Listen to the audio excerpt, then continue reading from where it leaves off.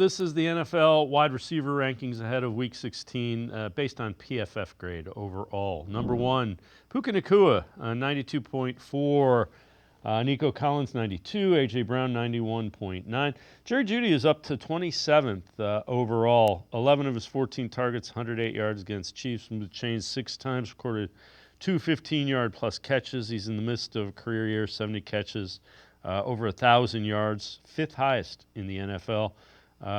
48 first downs, 4 TDs, 26 explosive gains, 12 catches of 20-plus yards. Again, all great numbers. Let's see what happens with DTR. But he was asked about being, mentioned with all those guys in the top 5, and he said he feels like he belongs there, which I want to hear that from my wide receiver.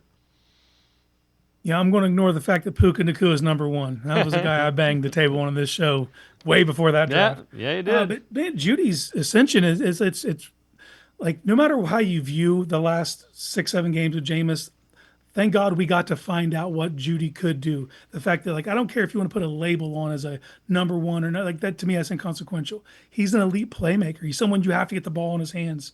And you see the good things do when it happens. And you see how he's been able to take advantage of these situations and really demonstrate his value, as someone who can just create separation on all 3 levels. And what he can do after the catch is truly special. And I'm glad that he feels that way. I'm glad that he, when he came in the league, that was probably the expectation he had for himself was to be one of those elite guys, and he didn't get to realize that in Denver.